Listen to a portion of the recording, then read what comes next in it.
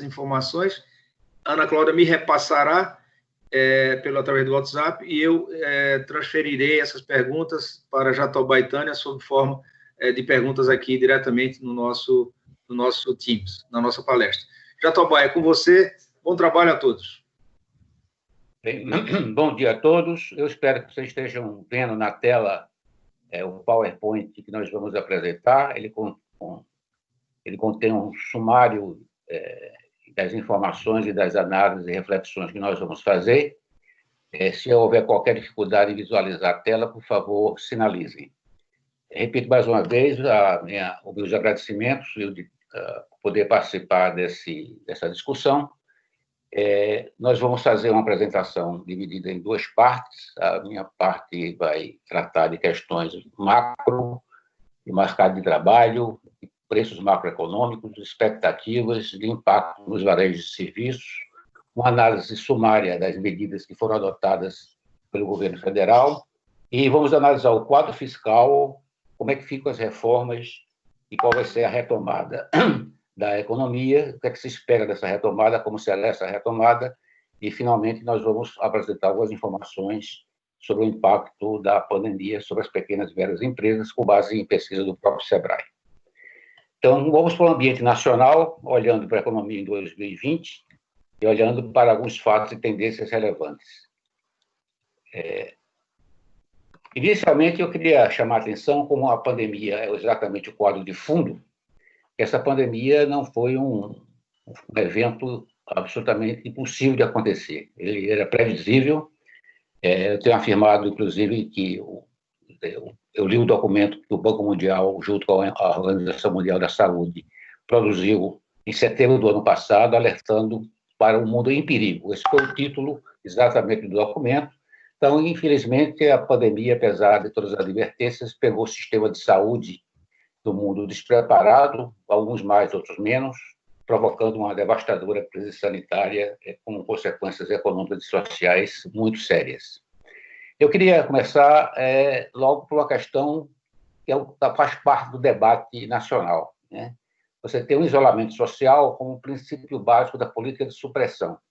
Já que você não tem uma vacina e não tem uma medicação comprovadamente eficaz, então a única forma é fazer isolamento, esse isolamento tem vários graus de intensidade, né?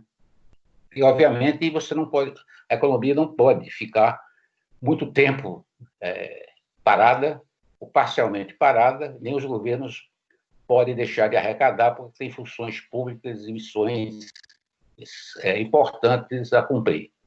Então, obviamente, vai ter um momento que você vai ter que retomar essa atividade econômica.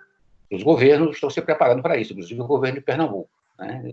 Um de vocês deve estar, já foram informados e estão participando de reuniões que tratam exatamente dos protocolos, dos procedimentos para abertura, do timing, do momento que isso vai acontecer, as cargas, a gente começa com 20%, 30%, 40%, e, mesmo assim, é possível que, após flexibilização, que a gente tenha ondas intermitentes da epidemia, né?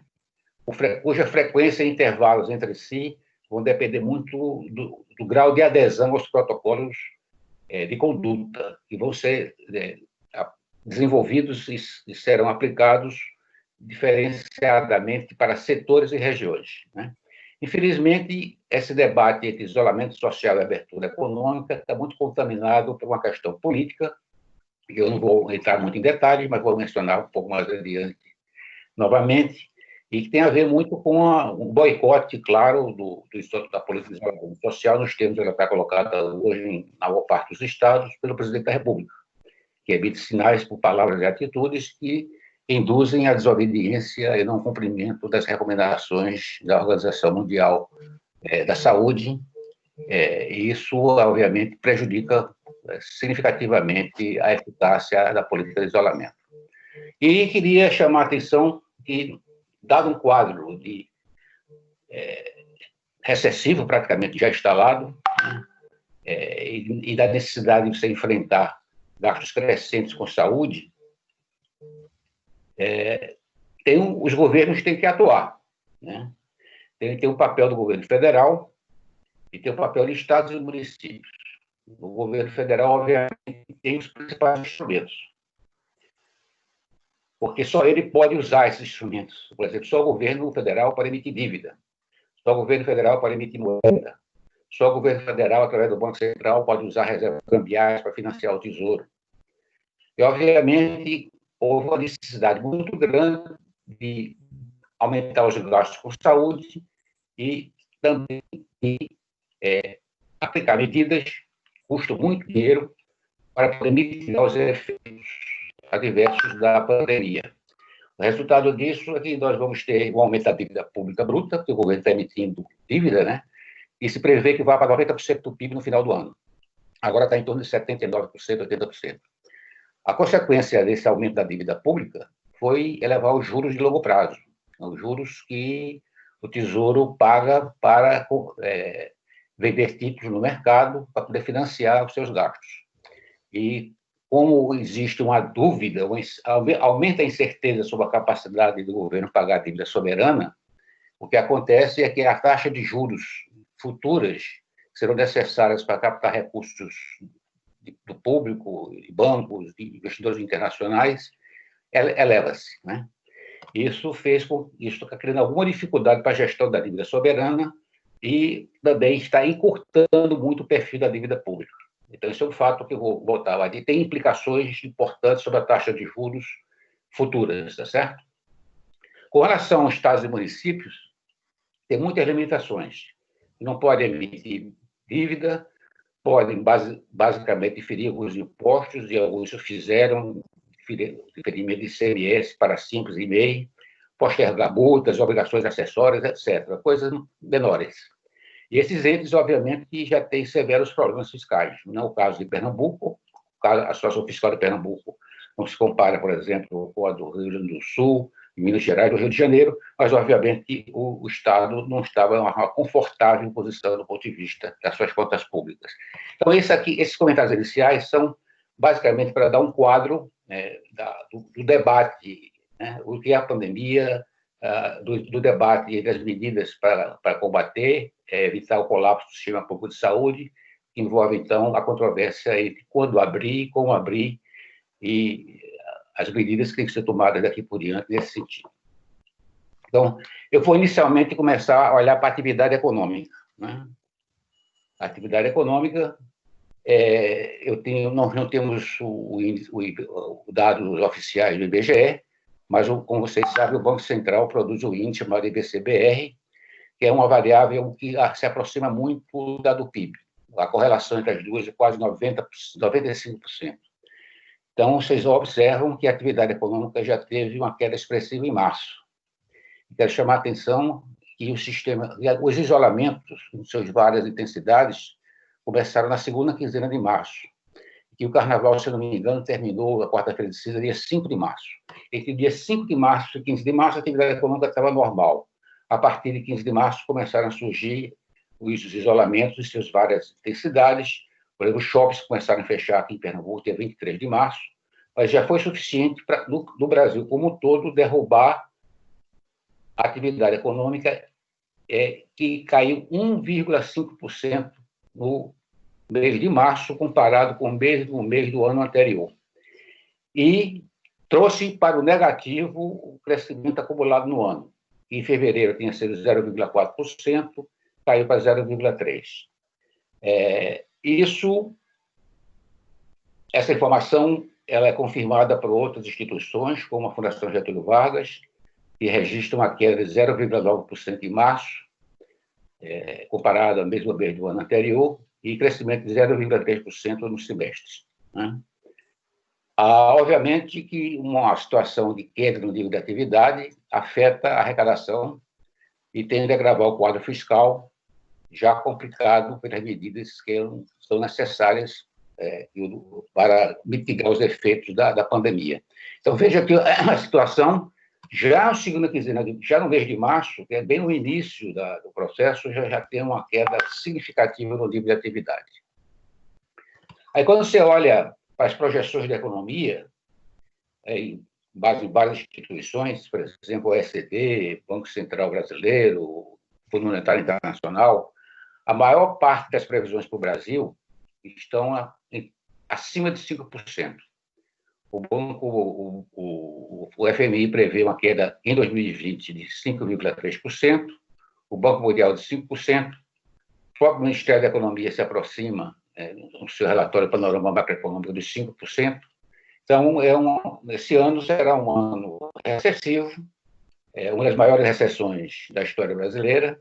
Em escala global, a recessão é maior ainda do que a de 2008 e também, por incrível que pareça, da grande crise de 1929. Agora, observe um dado interessante nessa tabela. A China é o único país cujas previsões ainda apontam crescimento positivo. Obviamente, há uma grande desaceleração, desacelerou-se de 6,6% para em torno de 1,2%, segundo o Fundo Monetário Internacional, ou 1,8%, segundo a CEPAL, mas não entrou no negativo. A economia chinesa vai continuar crescendo, e isso é importante porque a economia chinesa puxa uma demanda muito importante a nível mundial, sobretudo por commodities. E o Brasil tem um papel importante aí dentro no fornecimento dessas commodities. Obviamente, os preços podem ser menores, mas o volume poderá não cair acentuadamente em função de que a dinâmica econômica chinesa não entrou no negativo, né? Uma observação rápida: a OECD, que é a primeira linha aí, previu para os seus países membros um crescimento positivo em 1º de março, com a revisão feita 3 dias atrás, jogou o crescimento da economia dos países da OECD para menos 1,7%. Exatamente esse número está aí com sinal negativo. Bem, agora, um dos impactos sociais mais dolorosos dessa crise econômica causada pelo Covid-19 é, obviamente, o desemprego e a informalidade, né? Quer dizer, nós já vimos com a taxa de desemprego crescendo no início de janeiro, porque é sazonal esse crescimento no início do ano. Já a crise, a partir da segunda quinzena de março, jogou a taxa de desemprego para 12,2%. Hoje saiu a nova PNAD contínua, ou está saindo agora, eu não sei o novo valor. Mas as projeções mostram, por exemplo, o Fundo Monetário mostra que essa taxa de desemprego no Brasil pode ir para 14,7%. E a Fundação Getúlio Vargas estima que ela irá a 18,7% no final do ano.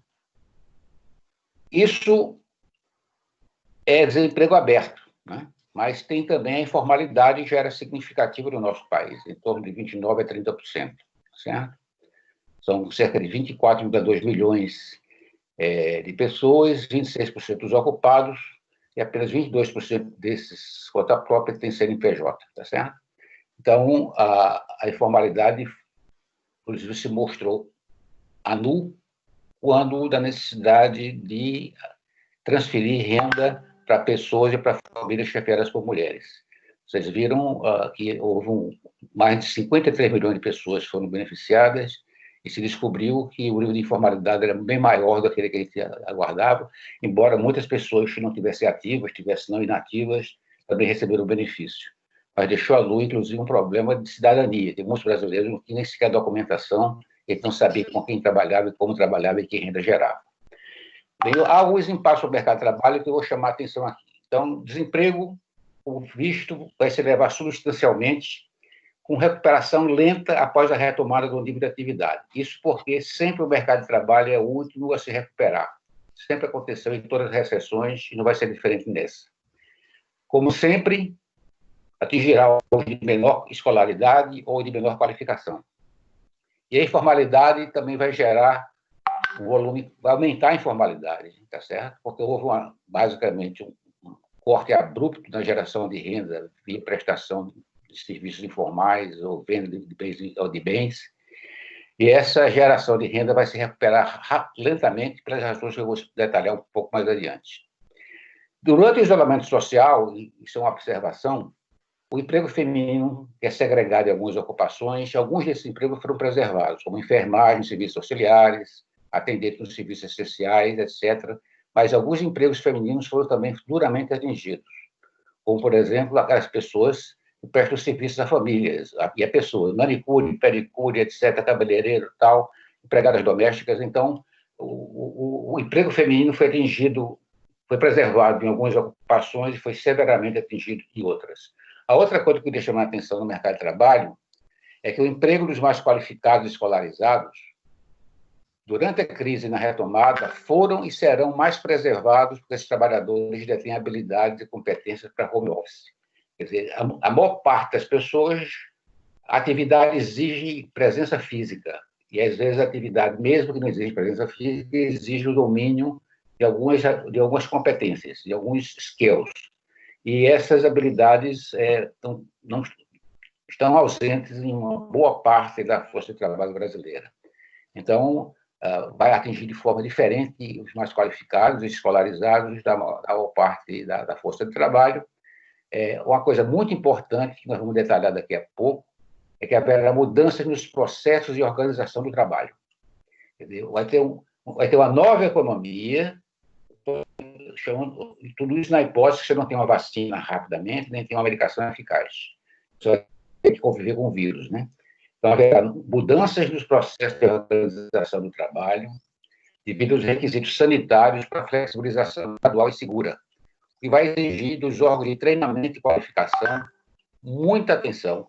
Tem que entender primeiro os procedimentos, pois qualificar, treinar essas pessoas, porque o modo de produzir bens, de entregar bens e serviços, o modo de produzir bens físicos, o modo de gerar serviços vai mudar daqui para frente, porque o princípio da sobrevivência vai ser imperativo. Então, você vai ter que ter um conjunto de requisitos que vai mudar muito, vai ter impacto nas relações de trabalho, vai ter impacto da formação de gestores, dos trabalhadores. Então, é um conjunto significativo que nós vamos ter que aprender a conviver após a pandemia ou após a saída do isolamento. Porque a pandemia, eu repito, e todo mundo sabe disso, o vírus vai estar endêmico, não sabemos por quanto tempo. Então, na verdade, vamos ter dois momentos, o momento do início da flexibilização, a gente vai ter que aprender a utilizar esses requisitos sanitários, para evitar, minimizar o grau de contágio, e você vai ter, quando a vacina for descoberta, também novas formas que vão ser herdadas dessa fase aguda da pandemia, tá certo? E, uma situação muito clara que vai acontecer vai ser a disseminação e o uso mais intensivo de tecnologia de comunicação e informação, que agravará para alguns tipos de ocupação a falta de mão de obra nesse segmento do mercado de trabalho, exigindo maior esforço de qualificação das universidades, dos institutos técnicos e de escolas ligadas a instituições como, por exemplo, o César. Né? Vou olhar agora para os preços rapidamente para poder avançar. A gente teve uma deflação em abril, a inflação caiu significativamente, né? Está abaixo do limite inferior da meta, está em 2,4% em 12 meses. Essa queda foi basicamente puxada por despesas com transportes, principalmente combustíveis. O único componente inflacionário observado foi em alimentos e bebidas, por conta de aumento da demanda, ou talvez uma preocupação em fazer estoques por parte das famílias, então isso aumentou em 1,76% o conjunto de alimentos e bebidas. Mas a inflação está lá embaixo, isso obviamente deu uma pancada nos juros ainda mais, o Copom baixou os juros nominais para 3%, com a expectativa de inflação em maio em torno de 2,7%, isso significa uma coisa inédita na história econômica brasileira. Você tem a taxa de juros praticamente zero, e isso viabiliza, inclusive, algumas políticas que eu vou comentar mais adiante. O câmbio, por sua vez, desvalorizou-se acentuadamente. Primeiro, porque a demanda por dólar aumentou no mundo inteiro.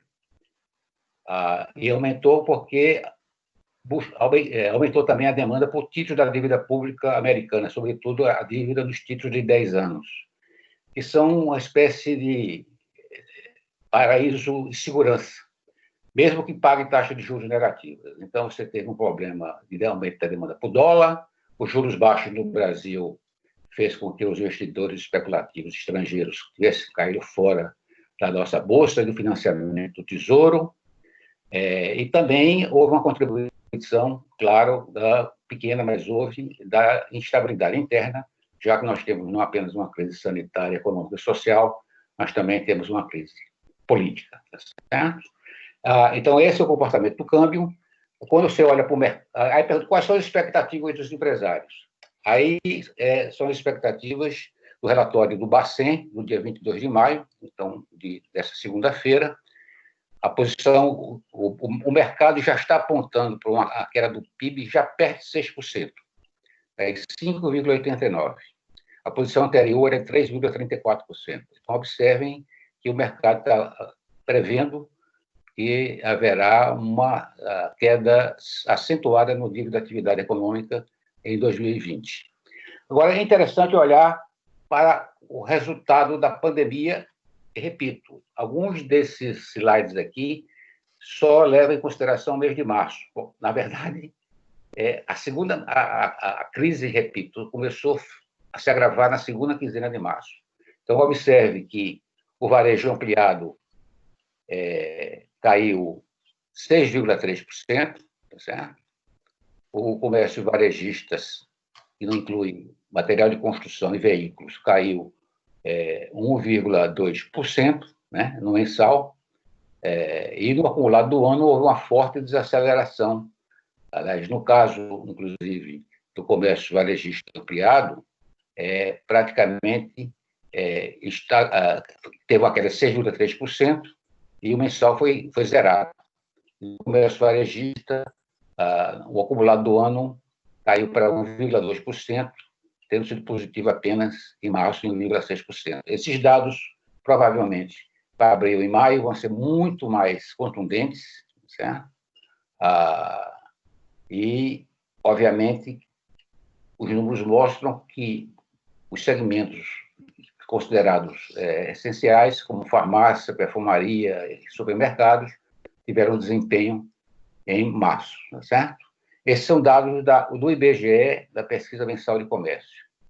Os serviços, a mesma coisa. Então, você teve uma variação negativa muito forte nos serviços prestados às famílias e ainda, porque pegou metade de março, uma variação mensal positiva em outros serviços, né? Uma gama enorme de serviços que não cabe discriminar aqui. O total, se olhar para o total, já houve uma variação negativa no mensal, o que levou o acumulado do ano praticamente à estagnação, menos 0,1%, o que é pouco significativo. Repito, as estatísticas de abril e maio vão ser muito mais chocantes do que essas que vocês estão vendo aí, porque só leva em consideração a segunda quinzena de março. Aqui eu tenho um dado novo, interessante que vocês vejam esse dado, não é dado do IBGE, é dado da administradora de cartões de crédito Cielo. Eles fizeram comparação do faturamento nominal do varejo. Acumulou de 1 de março a 16 de maio, portanto, até recentemente, tá certo? E comparou com a base de fevereiro. Então, só para resumir, o varejo total caiu 29,5%. Certo? O bens não duráveis teve uma perda pequena, mas os segmentos mais atingidos foram o vestuário, quase 67%, e turismo e transporte, 76%. Então, esses dados mostram claramente que houve são dados mais recentes e são muito mais contundentes do que os dados que eu mostrei anteriormente, que são baseados no IBGE, por meio da pesquisa mensal de comércio e pesquisa mensal de serviços. Esses dados são mais recentes e mostram como foi forte e impactante os efeitos da pandemia e os efeitos do isolamento social, obviamente necessário, mas cujo custo é esse que está expresso de forma bem clara na tela. Eu queria fazer rapidamente uma análise das políticas mitigadoras, né? Vocês estão familiarizados com elas. Essa se divide basicamente em alguns grupos sobre transferências a pessoas, eu chamo de Corona Voucher. Isso gerou aglomerações e pode ter contribuído até para aumento da contaminação, mas há claramente uma demonstração de que também foi insuficiente. Porque muitas das pessoas não deixaram de procurar trabalho por conta disso, algum tipo de atividade informal. Por conta, isso mostra claramente como a epidemia atingiu um país como o nosso, que é profundamente desigual. A desigualdade ficou a nu. E a manifestação da informalidade o que nós vimos nos veículos da mídia sobre as aglomerações decorrentes dessa política de transferência mostraram claramente a quantidade de pessoas que nós temos no país com problemas seríssimos de geração de renda. Esses problemas são mais graves nas regiões mais pobres, mas Tânia vai mostrar para vocês, provavelmente, que o impacto no Nordeste, a perda foi menor no Nordeste, porque o nível de renda no Nordeste é menor. Bem, a segunda medida foi o crédito subsidiado para capital de giro, não chegou na ponta, a reclamação é generalizada, as mudanças estão em curso. Ontem houve uma nova medida provisória redesenhando as políticas de crédito, ampliando o valor piso e o valor teto para a habilitação, para financiamento, porque, de fato, e houve também demora do governo federal em assinar a nova legislação e no Congresso também de fazer essa regulamentação. Então, essas políticas não chegaram na ponta, isso vai gerar uma taxa de mortalidade grande, sobretudo em pequenas e médias empresas, e vamos aguardar aí a nova orientação do PRONAMP, que é o Programa Nacional de Apoio a Pequenas e Médias Empresas, foi concebido dentro do estado de emergência como uma das medidas para combater a pandemia. Outra medida foi a suspensão de contrato de trabalho e redução proporcional de jornada de trabalho e de salários. Houve uma adesão de 8 milhões de trabalhadores no país a essa política. No caso de Pernambuco, talvez alguém, o presidente possa se manifestar, mas eu vi a pesquisa da FIEP, a primeira pesquisa da FIEP, notei que muitos empresários não adotaram essa política de suspensão de contrato no caso de Pernambuco. Houve também, por parte do governo federal, um aumento da liquidez. O Banco Central injetou, ou estaria disposto a injetar, 1,2 trilhões de reais para evitar uma crise de crédito. E há, obviamente, a compra de títulos públicos e privados pelo Banco Central. Isso é um fato novo e interessante que não foi muito divulgado na imprensa.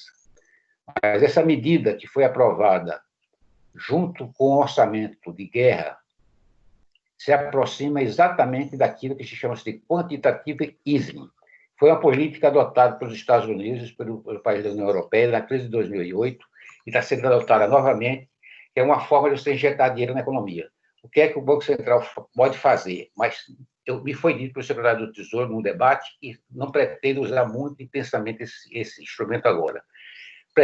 O Banco Central compraria títulos públicos, injetando dinheiro diretamente na veia do Tesouro, e compraria títulos da dívida privada, injetando dinheiro diretamente na veia das empresas, tá certo? Quando a taxa de juros está muito baixa, você não consegue, reduzindo a taxa de juros, estimular a atividade econômica. Então, essa é o caminho adotado nas duas crises que eu mencionei antes. A de 2008 está sendo adotada agora, tá certo? Bem, a outra medida, também foi aprovada junto com o orçamento de guerra, foi o uso de ganhos decorrentes da desvalorização do real para o Bacen poder injetar recursos do Tesouro. Como houve uma desvalorização grande do real, então, para cada dólar você tem mais reais, você usa os ganhos de valorização para o Banco Central comprar títulos do Tesouro. Injeta dinheiro no Tesouro. Parece que a estimativa inicial que isso permitiria a injeção de 500 bilhões de reais do Tesouro Nacional para poder financiar todas essas dívidas. Outra medida já sancionada foi a transferências compensatórias para estados e municípios. No caso de Pernambuco, parece que o Pernambuco vai receber, o governo do estado, cerca de 1 bilhão e 45 bilhões, os municípios vão receber um montante inferior, mas são para todos os municípios, destinados a financiar os gastos com saúde e a compensar as perdas de arrecadação do ICMS. No caso de Pernambuco, o secretário Décio Padilha comunicou que provavelmente vai ter uma perda de arrecadação de 35% em abril e maio. E houve também as medidas de antecipação, 13º para aposentado e pensionista, antecipação do PIS/PASEP, etc. Essas medidas, segundo o Ministério da Economia, equivalem a 5,8% do PIB. Essa média contudo, está abaixo daquela que o governo americano gastou, corresponde a 6,9% do PIB, e no europeu, uma média de cerca de 8% do PIB. Houve países como a França que gastaram 20% do PIB, a Alemanha 15% do PIB. Então, é um esforço grande. Claro que o resultado disso, nós vamos ver daqui a pouco, é o quadro fiscal, e isso significa que o déficit primário, que estava previsto no orçamento da União, em 124 bilhões, que era a meta fiscal do governo para 2020, irá para cerca de 709 bilhões, cerca de 10% do PIB, segundo nos informou, e a imprensa divulgou também a Secretaria do Tesouro Nacional. Aí, para encerrar, eu já estou perto da minha hora, né? Eu estou praticamente... Então, eu queria chamar a atenção para o seguinte fato. Primeiro que a pandemia atropelou o ajuste fiscal, né?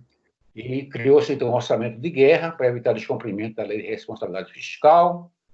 O Ministério da Economia teve que mudar radicalmente de política. Eu afirmo que a perda liberal do governo foi momentaneamente decepada, certo?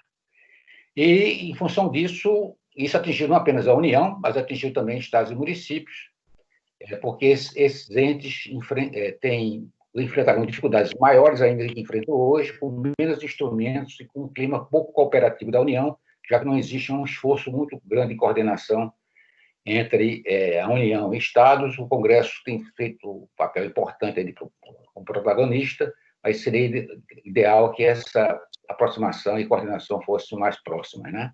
E as reformas saíram da agenda. Eu quero lembrar, vocês devem ser lembrados que no início da pandemia, no mês de março, o Guedes ainda havia aquela conversa de que a forma de combater melhor a epidemia era fazendo as reformas, etc. Depois, os fatos atropelaram completamente o discurso do Guedes. A agenda de reformas foi adiada. Eu acho que a reforma tributária não vai sair no governo Bolsonaro, por várias razões, inclusive que ninguém vai fazer a reforma tributária num clima de incerteza política, de profunda recessão, porque uma reforma tributária envolve riscos de arrecadação, e é por essa razão que até hoje ela não foi feita. Uma outra reforma pode surgir, como a ETEC emergencial, mas eu acho que o governo vai insistir na agenda de reformas como fez no seu início. Eu citei isso novamente no debate com o secretário Mansueto, quando ele disse que, passados esses 2, 3 meses críticos da pandemia, o governo vai voltar insistentemente com a agenda de reformas. E, finalmente, para encerrar, queria fazer uma rápida consideração sobre a retomada após a pandemia. Houve, na verdade, uma queda brutal, abrupta no nível de atividade, como eu já mostrei para vocês. Não foi é como se caísse num precipício. Mas a recuperação não será rápida, apesar de efeitos estatísticos de base. Você vai ter uma recuperação lenta e cautelosa, com retomada gradual do consumo das famílias e dos investimentos. Por quê? Porque existe o instinto da sobrevivência. Todo mundo sabe que o vírus está ativo e está convivendo conosco, é convivência comunitária. Então, para poder recuperar-se lenta e cautelosamente, com menor risco à saúde da população, é necessário seguir procedimentos de abertura, é preciso confiança nos líderes, é preciso confiança nas políticas públicas, que serão fundamentais na definição do ritmo da retomada. Nós temos, na verdade, muitas incertezas à frente, infelizmente agravadas por uma crise política e de governança, se não bastasse a sanitária e a econômica, né? Então, a gente está precisando, obviamente, enfrentar todo esse desafio, e me parece que os entes estão tomando iniciativas por si próprias, com pouca coordenação entre eles, né? O ambiente de negócio e ambiente político também pode inibir mais os investimentos, inclusive os estrangeiros, porque a decisão de investir envolve riscos. Investimento estrangeiro, obviamente, a pandemia já faz parte do quadro de fundo, mas quando você tem um país com estabilidade institucional, com crise que chega muito próxima de um conflito entre poderes, evidentemente que o sinal a vermelho se acende. E, para encerrar, eu apenas queria mencionar um fato que eu não mencionei na questão do mercado de trabalho, é que ontem saiu os dados do CAGED, que é um saldo de admissões e demissões, né? E no caso do Brasil, de janeiro a abril, nós perdemos 763,2 mil postos de trabalho, liquidamente. Pernambuco, infelizmente, perdeu 53,5 mil, situando-se no quarto país, do quarto estado da federação, o maior saldo negativo do CAGED, e o Nordeste perdeu 190 mil empregos. Pernambuco contribuiu com 29% da perda do Nordeste, com 7% da perda nacional, o que é, obviamente, muito acima da participação da economia de Pernambuco no Brasil, e muito acima também do Nordeste da economia brasileira. Então, nós temos um quadro difícil, mas, para encerrar, e vou passar os slides depois, antes de encerrar, eu queria rapidamente mostrar aqui os impactos sobre a pequenas e médias empresas, uma pesquisa do SEBRAE, o conceito de pequenos negócios, né, MEIs, mais microempresas, mais empresas de pequeno porte.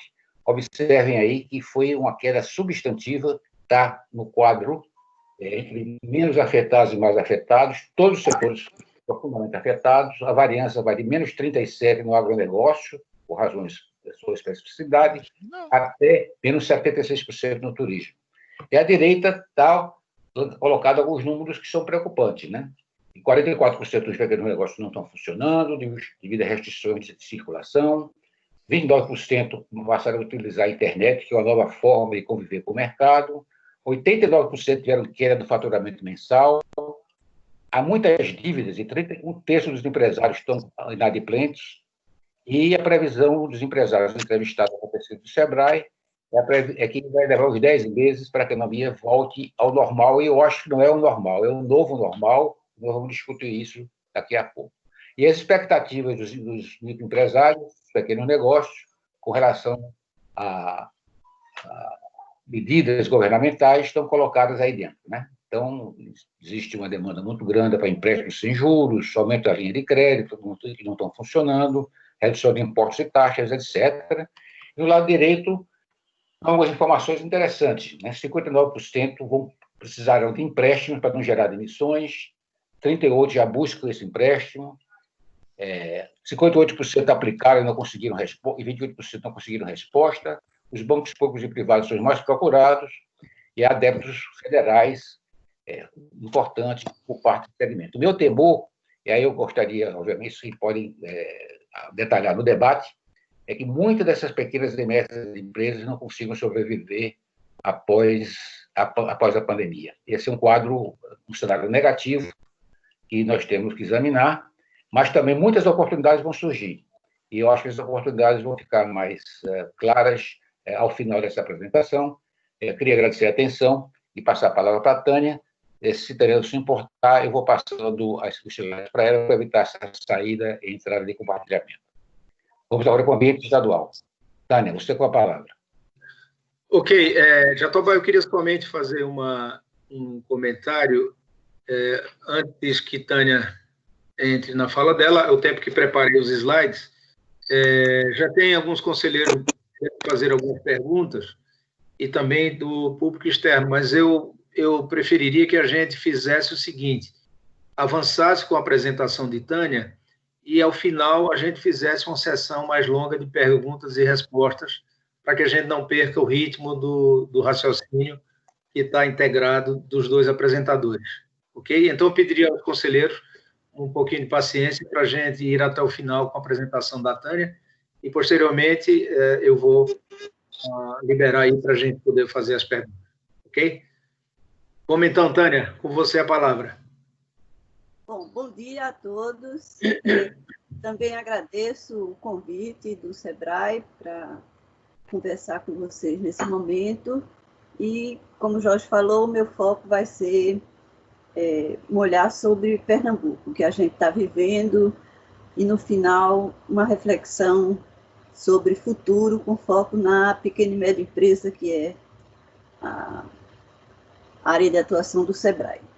Então, eu queria que o Jorge passasse a primeira, que fala do nível de atividade econômica, para a minha ideia-força inicial, que está nesse gráfico, que é o mesmo que Jorge usou para o Brasil, que está aqui para Pernambuco, E eu diria que a minha ideia fosse que Pernambuco, pelo menos em março, resistiu razoavelmente no início da pandemia. Pernambuco vinha de um boom econômico importante no começo do século XXI. Na crise, depois de 2015 para cá, ele sofreu o impacto da crise, mas os dados que a gente dispõe mostram que o comportamento da economia de Pernambuco sempre era um pouquinho melhor do que a média nacional. Então, a minha ideia é que também na crise nós vamos repetir esse comportamento. Então, essa é a minha hipótese, que este dado confirma a minha hipótese. Em março, como o Jorge falou, metade do mês é crise aguda. Pernambuco é um dos estados que entrou mais cedo no isolamento social, e a queda da economia em Pernambuco foi 0,3. Lembrem que no gráfico de Jatobá, a queda média para o Brasil foi 1,5. Porque o epicentro da crise sanitária e econômica no Brasil é o Sudeste, e dentro do Sudeste é São Paulo, que é a maior base econômica do Brasil e o grande hub mundial do nosso país. Então, o impacto está sendo mais forte em São Paulo do que na média do Brasil, e no nosso caso, a minha ideia, pelos números que eu vejo iniciais, eu diria que dá para defender que a gente está resistindo razoavelmente a esse choque que a pandemia está provocando. Pode passar, Jorge. No caso do emprego, esse era um problema de Pernambuco, porque, veja, quando a gente olhava Pernambuco na crise recente, depois de 2015, do lado da dinâmica econômica a gente ia um pouquinho melhor do que a nacional, mas no mercado de trabalho a gente ia sempre pior. Então, era uma velha tradição de Pernambuco, principalmente da região metropolitana do Recife, disputar com Salvador as taxas de desemprego abertas para as metrópoles brasileiras. E o nosso mercado de trabalho sofreu muito, porque ele também vinha de um boom muito elevado, uma fase de construção civil aguda, e construção civil ocupa muita gente. Então, ali de 2015 para cá, o mercado de trabalho de Pernambuco já vinha sofrendo muito, e a nossa taxa de desemprego aberta estava sempre situada acima da média nacional e acima da média do Nordeste. Na crise, o que está acontecendo é alguma coisa que a gente precisa observar, porque vejo que essa linhazinha laranja, que é Pernambuco, no primeiro trimestre de 2020, o desemprego aqui cresce de 14 para 14,5. E veja que o ritmo desse crescimento é bem mais modesto do que o ritmo de crescimento para o Nordeste, que foi muito mais intenso, e o ritmo de crescimento para o Brasil, que está lá naquela linha cinza, tá certo? Então, do lado do emprego, que é o nosso calcanhar de Aquiles, reafirma a minha hipótese de trabalho, tá certo? E o mercado de trabalho aqui, ele tem algumas características que a gente pode guardar e que eu destaquei aí para o debate, é que conta própria em Pernambuco representa 1 milhão de ocupados. Isso dá quase 1/3 dos ocupados. E apenas 11% tem CNPJ. Então, essa categoria que está crescendo muito de conta própria no Brasil recente, tem um perfil em Pernambuco que sinaliza muita fragilidade para essas pessoas, tá certo? Já o conta própria formalizado, que é mais organizado e mais estável, cresceram 22% nesse trimestre. Então, a minha hipótese aí é que tem uma certa capacidade de resistência dentro desse ambiente dos pequenos. Pode passar. Bom, hoje saiu esse dado do desemprego, né, do CAGED, que a gente não tinha, que é o desemprego no formal, e Jatobá trabalhou com os dados acumulados de janeiro a abril.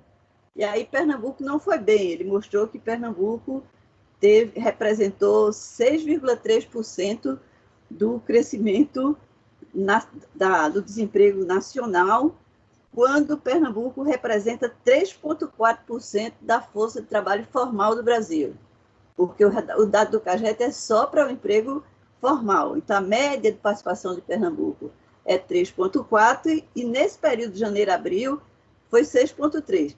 Mas, como eu sou sempre mais otimista, eu fui olhar o dado de abril, que abril é que é o olho do furacão da crise. E aí, Pernambuco perdeu cerca de 25 mil empregos, quando o Brasil perdeu 860 mil. E aí, a participação de Pernambuco não é 6,3%, é perto de 3%, 2,9%, tá certo? Quando a gente pesa 3,4% na força de trabalho formal. Então, eu acho que lendo só abril, a minha hipótese está confirmada. O que é que acontece em janeiro, abril, que Pernambuco vai para uma situação pior? Eu acho que tem o peso do setor sucroenergético, que tem, no começo do ano, um momento onde o mercado de trabalho retrai a demanda por trabalho e ele ainda representa, do lado do trabalho, um peso importante, tá certo?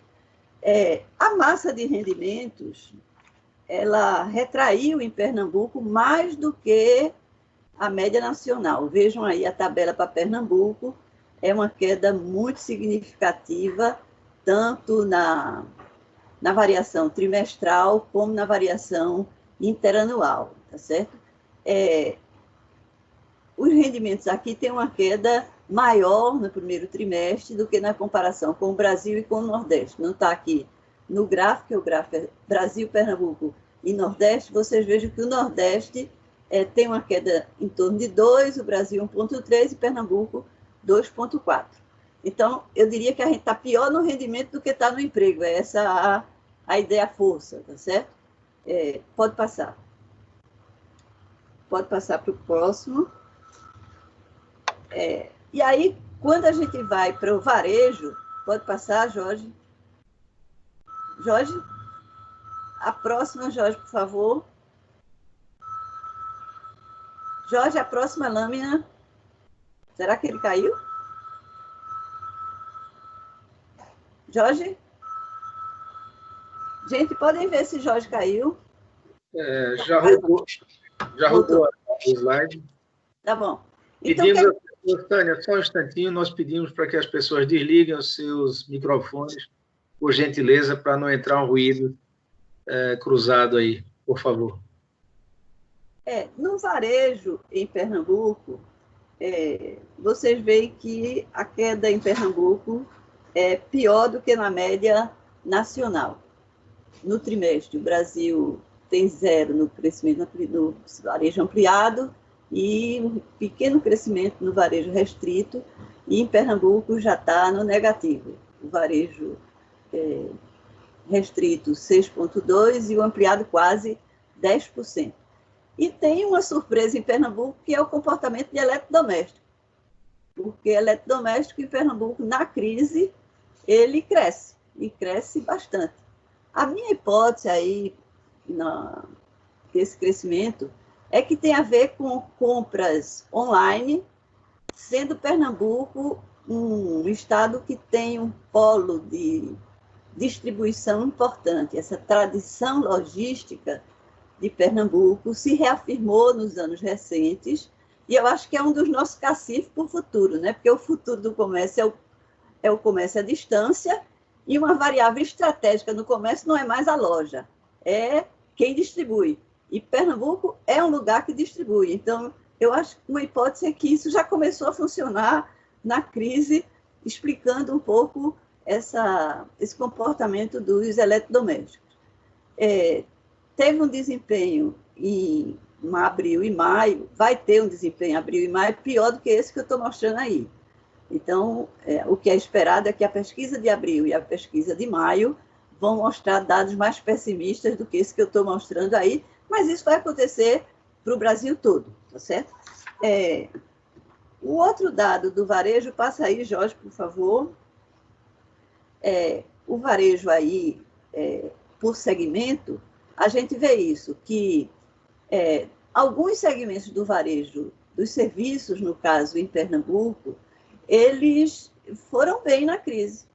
E também tem a ver com o perfil da economia de Pernambuco, principalmente da região metropolitana, que tem um peso muito grande nos serviços. Vejam que serviços profissionais e administrativos não caiu. Cresceu na crise. No mês, cresceu 8,5%. O que é isso? É gente feito nós, né? que são empregados, produtores que têm capacidade para fazer a conversão que foi preciso fazer na crise, que é sair do presencial tradicional para o novo presencial em home office. Então, tanto serviços profissionais como serviços administrativos mostraram que Pernambuco tem um potencial para o novo perfil da atividade de serviço. Então, é uma coisa boa que a gente está vendo aí. E veja que transporte e correio também se destacou positivamente. Então, veja, esses dois segmentos são perfil do segmento de serviço da economia do século XXI, que estão presentes em Pernambuco. Então, Pernambuco não tem só desvantagens, tem vantagens relativas e elas estão aparecendo no auge da crise. Quem sofreu mais é o que está lá embaixo, que é serviços prestados às famílias. Isso foi no Brasil e foi em todo canto, porque para prestar serviço à família precisa da proximidade física, e aí manicure, pedicure, cabeleireiro realmente onde a crise bateu com mais força na hora do isolamento social, tá certo? Então, não é característica de Pernambuco, é característica do tipo de atividade nesse contexto. Pode passar, por favor. Bom, tem um dado aí como eu já falei, todos os setores, eu acho que o pessoal da agricultura está dizendo, e vocês não falam em agricultura, nem Jorge falou, nem eu falei. Por que a gente não está falando de agricultura? Eu vou logo explicar antes que venha o bombardeio. Primeiro, porque a agricultura no Brasil vai bem, em Pernambuco vai bem. A gente vinha mostrando isso desde o aguçamento da crise. A crise foi mais forte nos setores urbanos do que na economia agropecuária. E no Brasil isso está se reafirmando na crise, onde tem um impacto econômico melhor, está sendo no Centro-Oeste, que hoje é mais, que é eminentemente uma base agropecuária do Brasil, tá certo? Então, tem esse lado da estrutura da economia, mas tem um lado muito interessante nessa crise, que eu digo que é a revalorização do rural, João. Porque, como o vírus gosta de aglomeração, quem gosta de aglomeração é a economia urbana.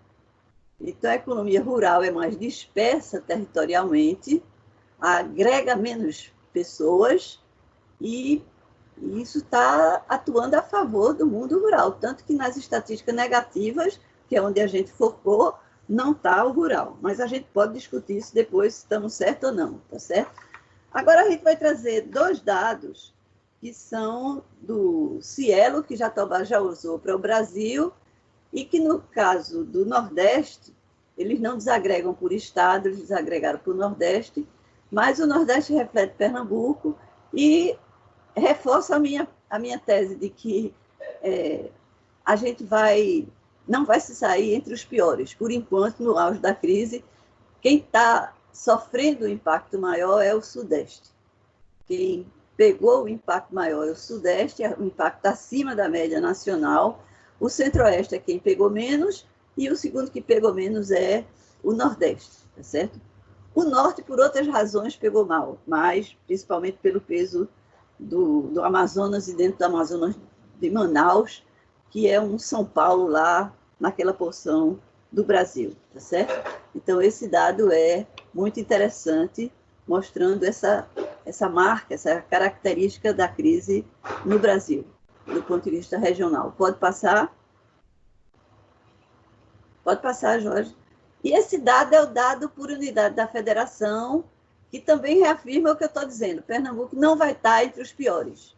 Também no dado do Cielo, quando ele desagrega por estado, agora nesse gráfico, ele mostra que Pernambuco teve uma queda que está na média. Nem é o Amazonas e São Paulo, que é o olho do furacão da crise. No Nordeste é o Ceará, também porque o Ceará tinha virado um grande hub internacional e tem um protagonismo de Fortaleza muito grande naquele estado. Esses estão pagando mais caro e Pernambuco está no meio, tá certo? Então, a situação intermediária é dentro do Nordeste o melhor, fora o Maranhão.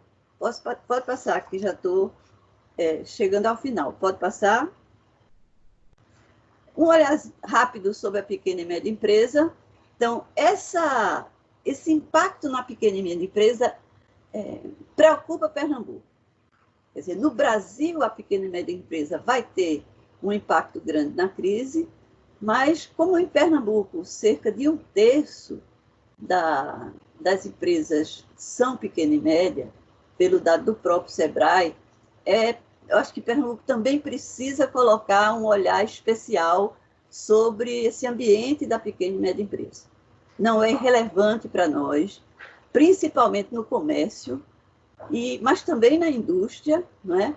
Então, tem um peso relevante no PIB e a crise nelas vai ter um peso na economia estadual. Então, acho que na agenda do debate da recuperação em Pernambuco, é preciso que o SEBRAE tenha um protagonismo, porque interessa ao conjunto que a gente preserve o máximo desse ambiente de pequenas e médias empresas aqui, tá certo? Inclusive na indústria de transformação, Singer, não é? Pernambuco é o terceiro maior peso da pequena e média empresa quando a gente trata de indústria de transformação. Só perto para o Rio Grande do Sul e para o Paraná, que tem Santa Catarina, ou seja, os estados do Sul, que sempre tiveram, historicamente, um peso grande da pequena e média empresa, e Pernambuco está junto com eles. Então, para nós, essa agenda de vocês é uma agenda que interessa não só a turma do SEBRAE, interessa ao conjunto da sociedade pernambucana, tá certo? Nos serviços, teve uma queda também importante, tá certo? Caiu 11%, vem caindo a participação nos serviços, e tem uma outra preocupação importante, que é a queda da produtividade. Eu acho que a agenda não é só, para o futuro, não é só preservar a pequena e média empresa, é preservar mudando, é preservar com foco na elevação da produtividade. Então, se eu tivesse que dar uma sugestão, é que a gente tivesse essa dupla diretriz, salvar, mas não salvar por salvar, salvar para inserir num ambiente novo que vem por aí, depois da pandemia, onde a variável produtividade vai ser importante. Pode passar, Jorge. Pode passar, Jorge. E aí a pesquisa do SEBRAE, aquela feita com a FGV na sua terceira edição, que é a mais recente, e eu acho que traz dados muito importantes, mostra o tamanho do risco. E, portanto, o tamanho da importância que esse segmento precisa estar na nossa agenda de debate para o futuro, não é?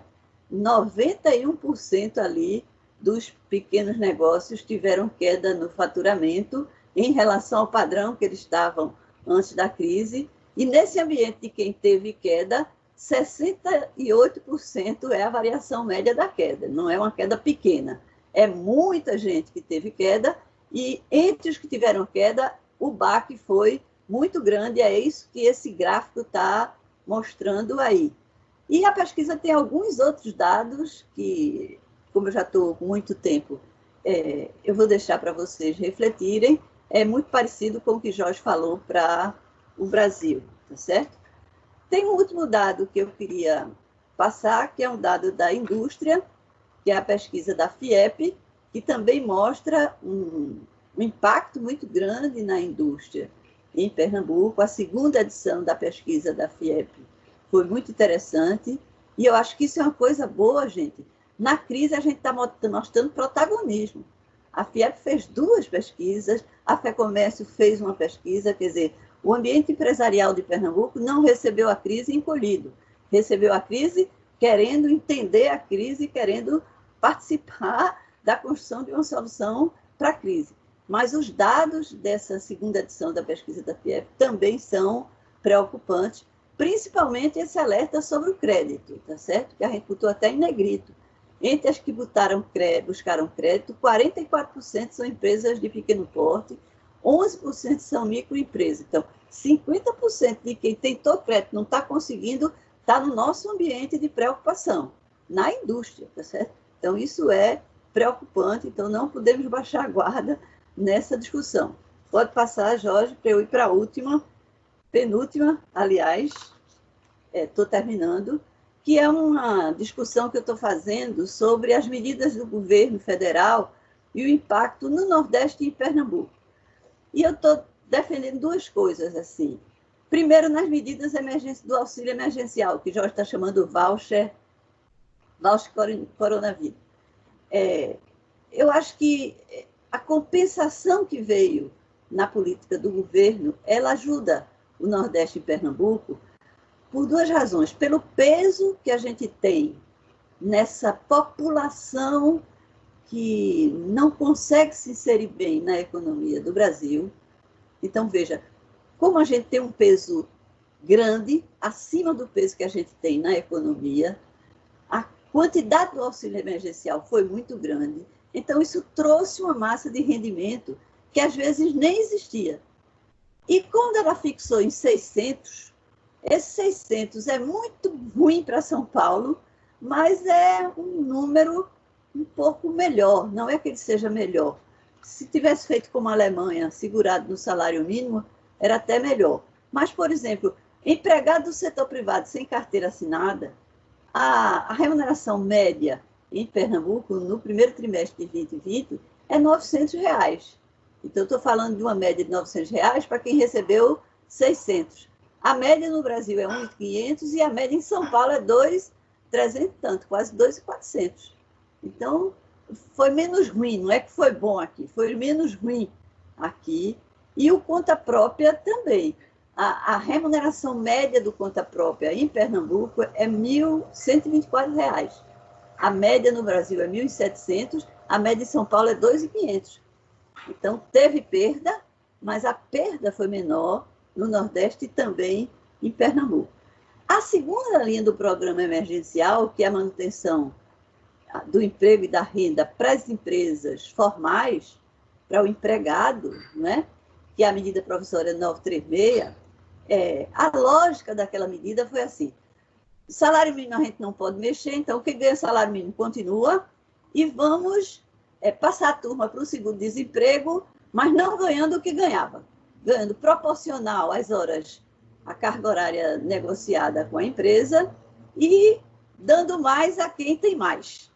Então, é uma medida interessante para uma política no auge de uma crise como essa.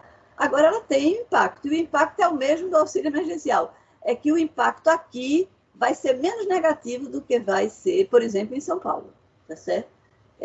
Só para dar um exemplo, para não me demorar mais, o rendimento médio dessa população aí do primeiro trimestre em Pernambuco era R$ 1.600, no Brasil é 2.200 e em São Paulo 2.800.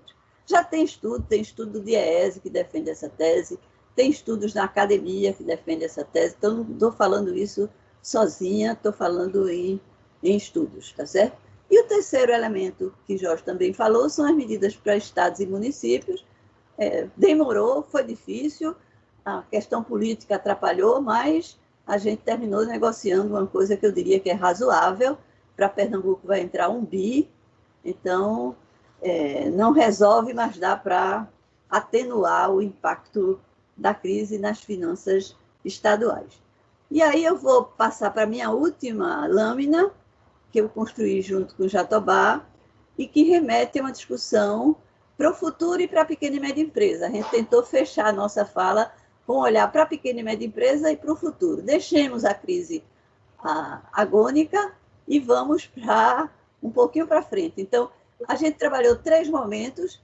O primeiro momento, que a gente está chamando o auge da pandemia, que ainda estamos nele. Um segundo momento, que é o imediato pós auge da pandemia, quando a danada da curva começar a baixar e a economia começar a respirar. E depois, um momento onde a gente vai ter vacina, ou já vai estar imunizado, ou já vai ter um remédio. Então, isso vamos falar em 2021, porque eu acho que até o fim do ano a gente ainda vai estar nessa segunda fase, tá certo? Qual é o desafio para a pequena e média empresa na primeira fase? Eu diria que são 2 desafios. O primeiro é sobreviver. Sobreviver vai ser um desafio grande, porque, infelizmente, muitos não vão sobreviver.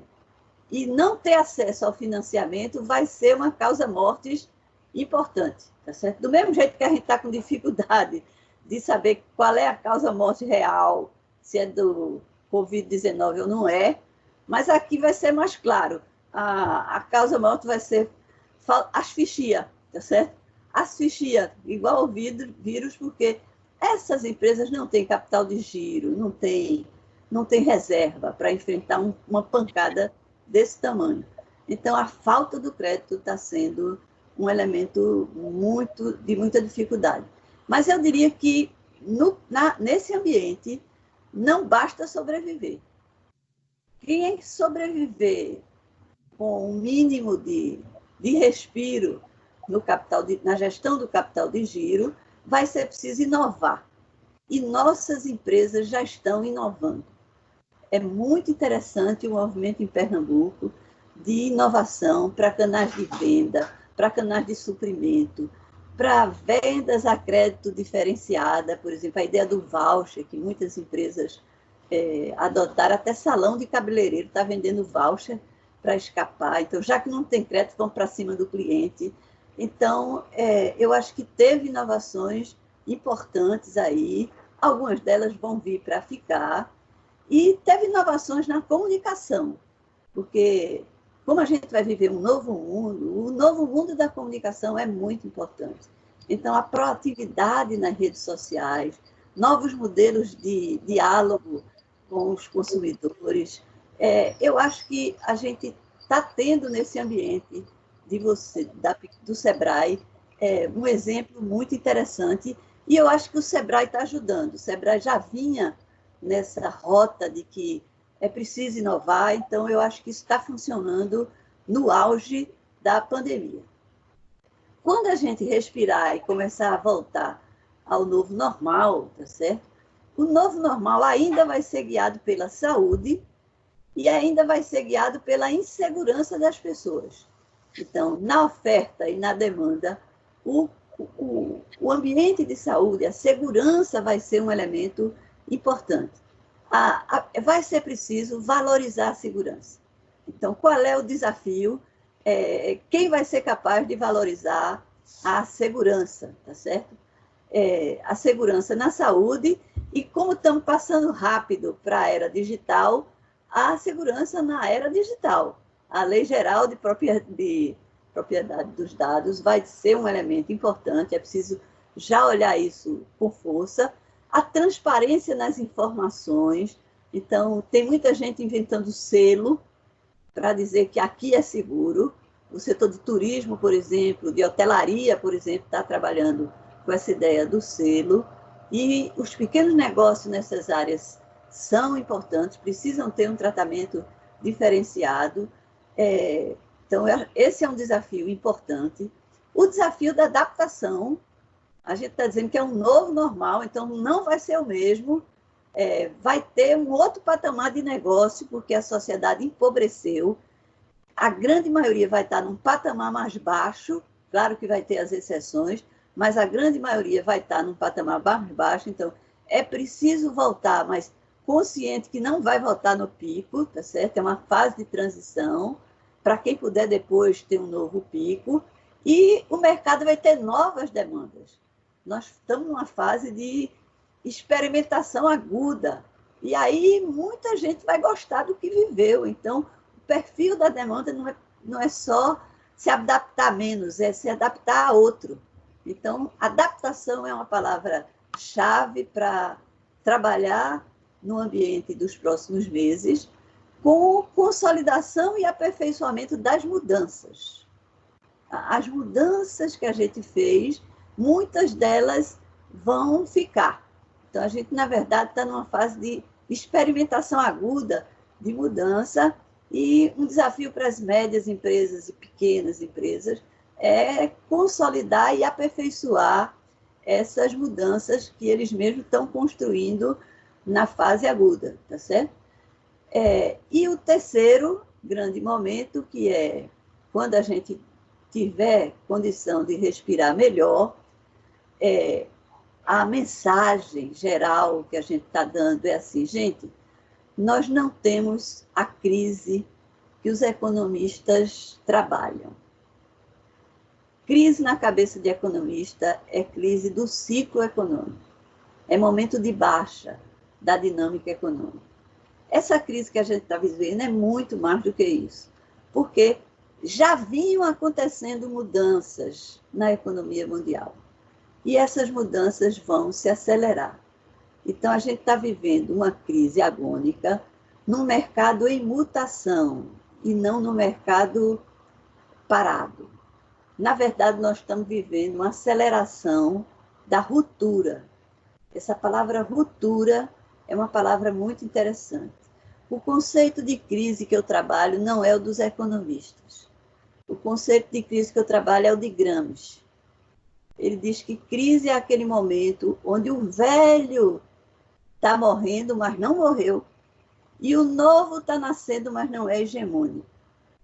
Então, é isso que a gente está vendo, um momento de passagem, um momento de inovação disruptiva, como o pessoal da área de inovação trabalha. É esse o conceito que tem que guiar o nosso debate para o futuro, inclusive no ambiente, e eu diria, sobretudo no ambiente das micro e pequenas empresas, muitas das quais já vinham fazendo disrupção criativa, e eu acho que essa é a nossa proposta final para vocês.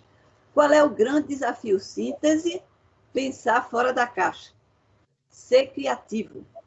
E aí, de novo, Pernambuco tem vantagem competitiva para isso.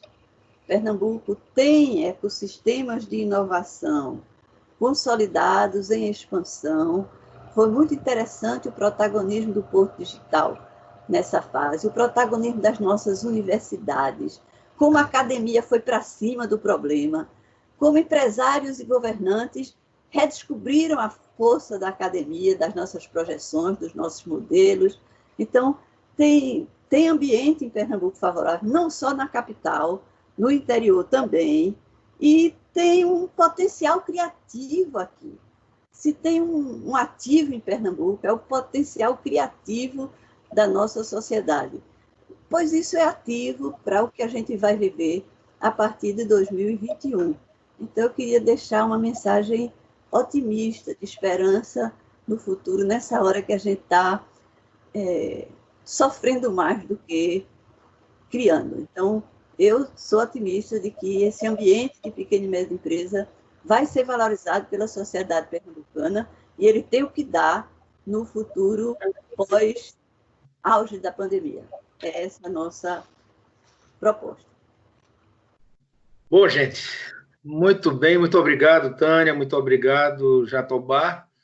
Vocês vão continuar aí, porque agora nós vamos iniciar uma rodada de perguntas, aqui iniciando pelas perguntas dos conselheiros. Nós já temos perguntas também vindas dos internautas, pessoal que está nos assistindo pelo YouTube, e aí nós vamos então começar. Eu gostaria que aqueles conselheiros que quisessem falar observassem, levantassem a mãozinha aí na tela.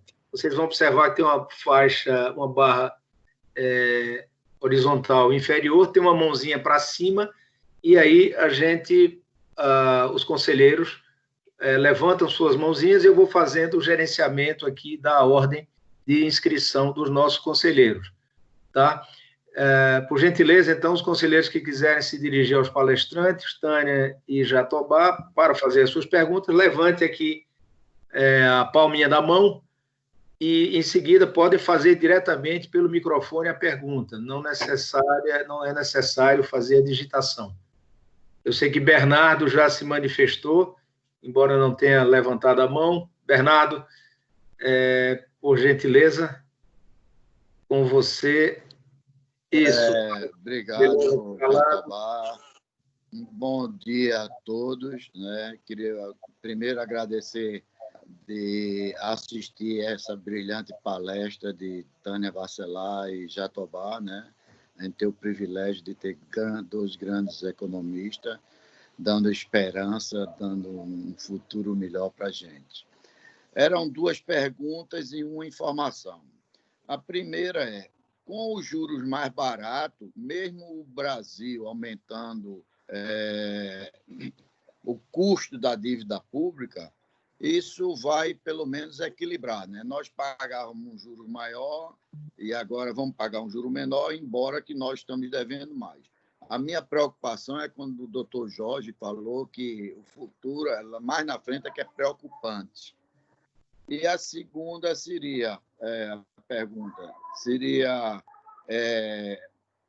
essa pandemia, essa situação agora, não facilitaria a reforma tributária? Porque agora todo mundo vai procurar alguma coisa para fazer.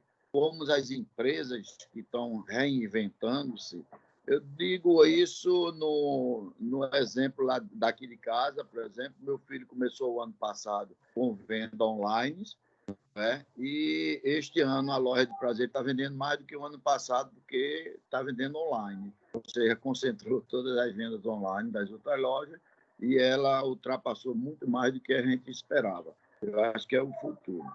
E a informação é que nós fizemos uma parceria com a Caixa Econômica. Eu não sei se a menina da Caixa está aí, o Paulo Neri, não sei se está, que eu já peguei já no meio.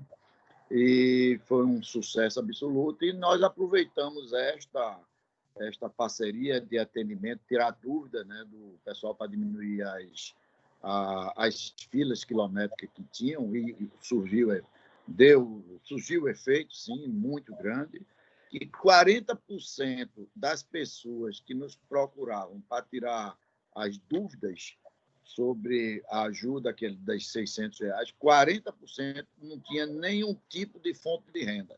Ou seja, esse programa foi, além de ajudar aqueles que perderam a renda, fortaleceu a economia, a pequena economia, né, principalmente dos bairros, com essa ajuda de R$600 para as pessoas que não tinham nenhuma renda, né?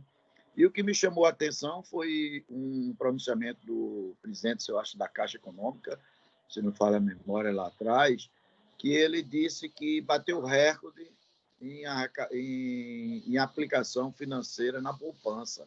Se eu não me engano, foi R$25 bilhões, foi o recorde. Quer dizer, muita gente está se preparando para dias piores, né? Aí o que é que o senhor acharia disso e o que poderia nos informar? Muito bem, Bernardo, obrigado. Fica aí. Você dirige para Tânia ou para Jatobá? Ou como é que você... A escolha seria um dos dois aí. O que estiver Ok. se achar mais confortável de responder, eu não sei. Seria Tânia ou Jatobá? Jatobá. Bem, eu queria... A queda dos juros tem, obviamente, um aspecto positivo, porque na ponta ajuda o financiamento do consumo das famílias e ajuda também ao capital de giro das empresas, né? Mas isso se dá, obviamente, num ambiente fortemente recessivo, em que a demanda não é ativada por conta do isolamento social e por conta do temor após a retomada, né? Eu queria chamar a atenção, mais uma vez, que quando o isolamento terminar, nós vamos ter uma situação em que o temor do contágio vai fazer com que as pessoas, aos poucos, vão frequentando shopping centers, vão frequentando outros espaços públicos, etc., obviamente, desde que elas sintam que há segurança para poder frequentar e andar por esses espaços. Agora, a queda dos juros tem uma coisa muito importante que eu não mencionei, que reduz muito os encargos da dívida pública. A Selic está 3%, né? O juro real está quase zero. Então, a dívida pública vai diminuir muito.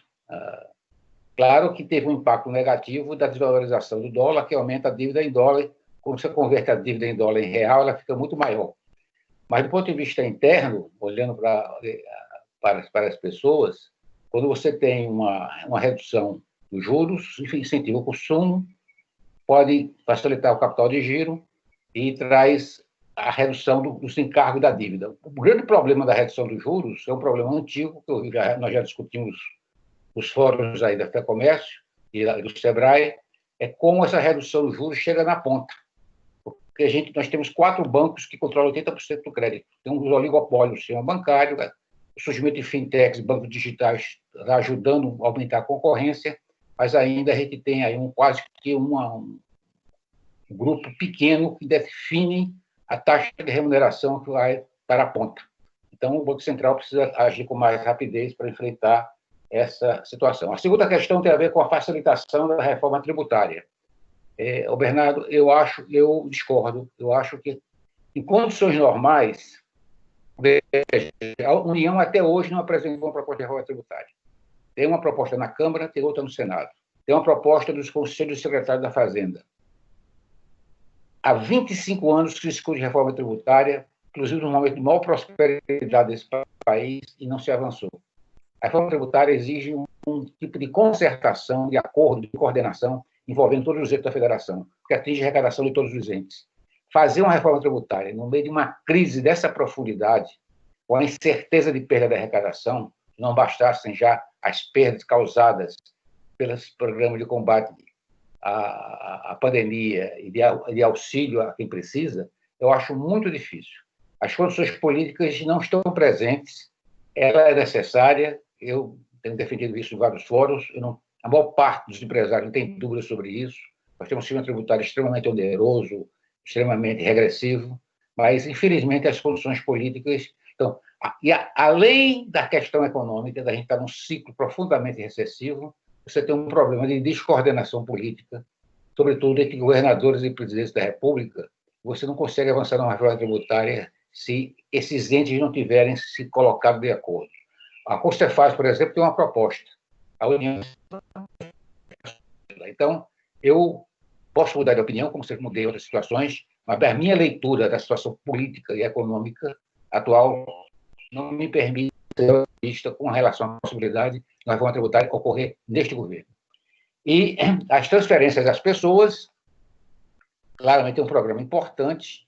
Eu disse até, não sei, cheguei a aprofundar, que ele foi importante para a população mais pobre, sobretudo aquela localizada no Nordeste, deixou à nu muita gente que não estava precisando de dinheiro, que não trabalhava, como você disse.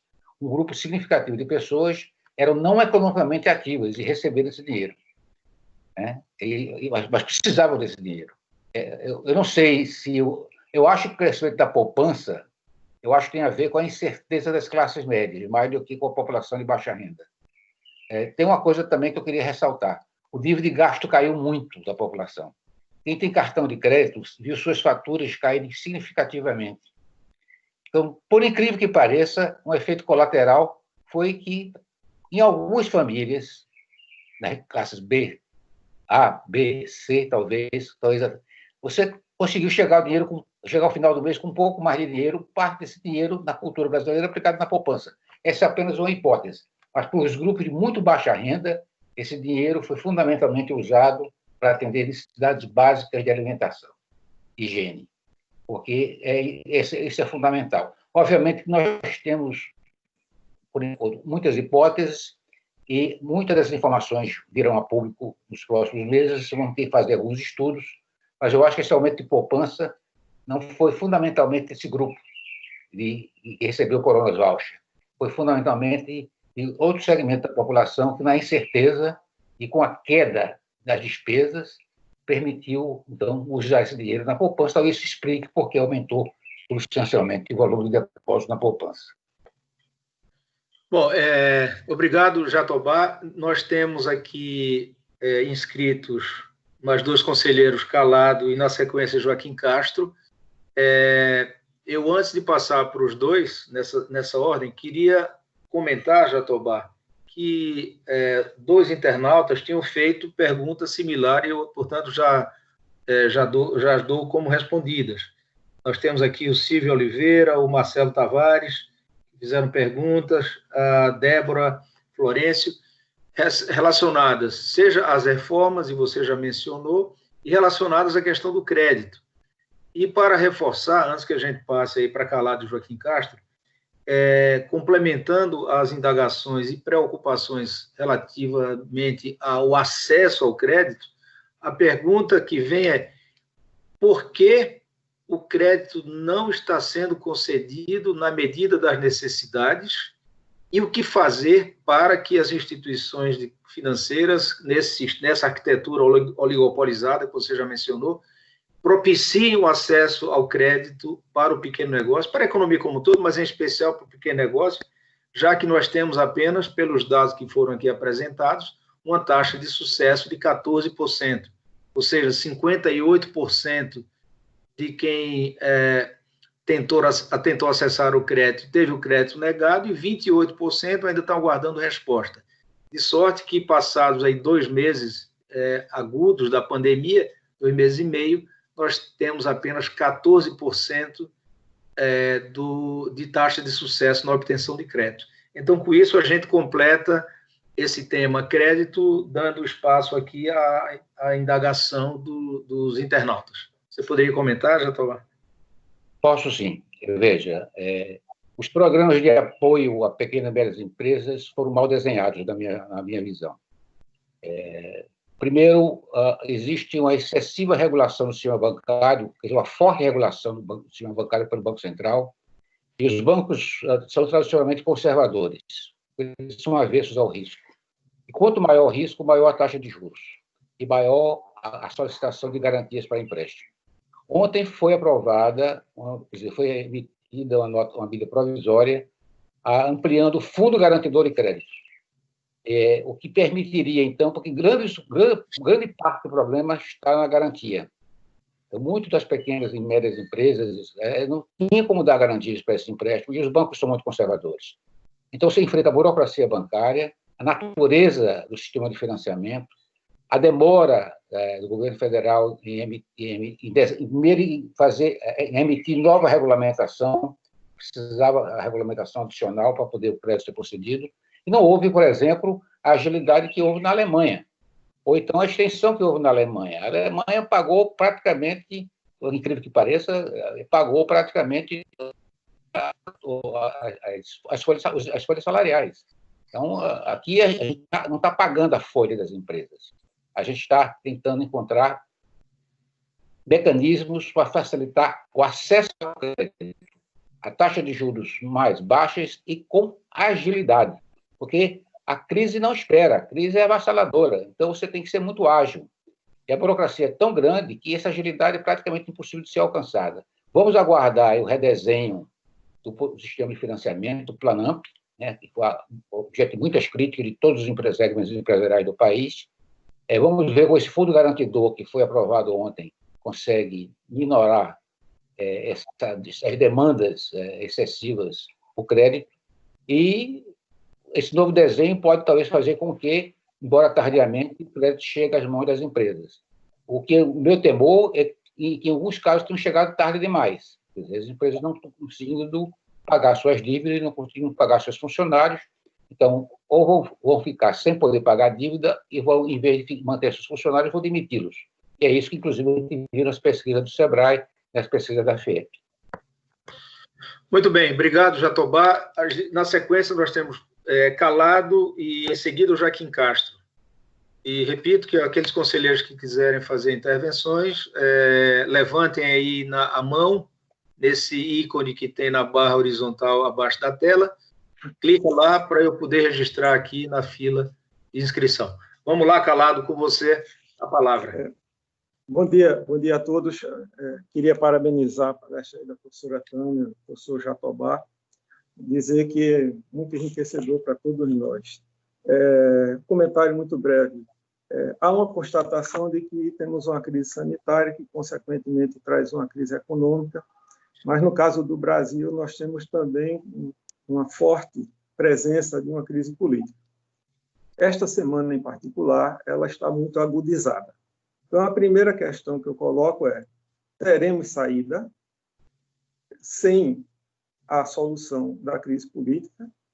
E a segunda é que, inclusive, olhando pelo retrovisor que aconteceu em Portugal a partir da crise de 2008, a gente percebe que lá houve uma conscientização da população de que o padrão de consumo que eles tinham inevitavelmente cairia como caiu e não seria retomado num prazo curto. Eles se adaptaram a um outro padrão de consumo. Então, nós brasileiros, inclusive, convivemos com políticas econômicas que colocam o consumo como um forte vetor da atividade econômica. E aí, como será essa retomada, onde o consumo não deve ser a meta principal para que a gente tenha a retomada da economia dentro dos padrões que a gente conhece, através do consumo, como que, inclusive, foi decantado em Prosas e Versos, que foi o que permitiu que o Brasil atravessasse melhor a crise de 2008 através do consumo. Basicamente, seriam essas duas questões que eu gostaria muito de saber a opinião dos dois palestrantes.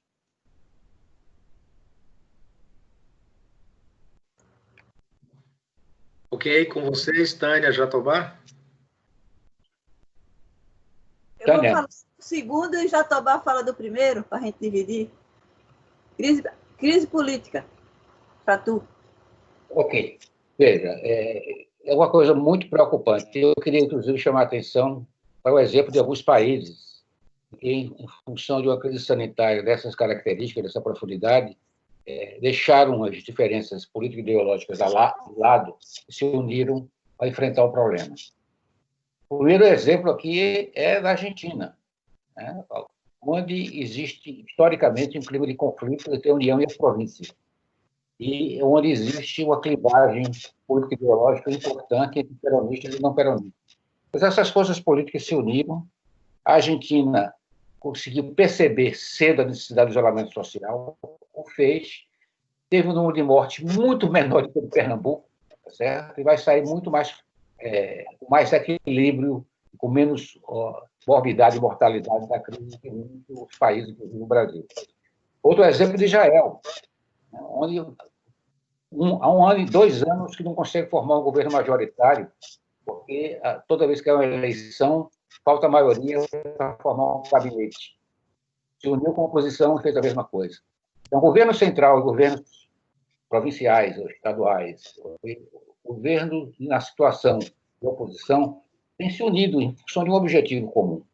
Infelizmente, como você disse, Calado, temos uma crise sanitária, econômica, social e temos uma crise política que muitas vezes se aproxima muito rapidamente de uma crise político-institucional. A pergunta é: qual é a saída?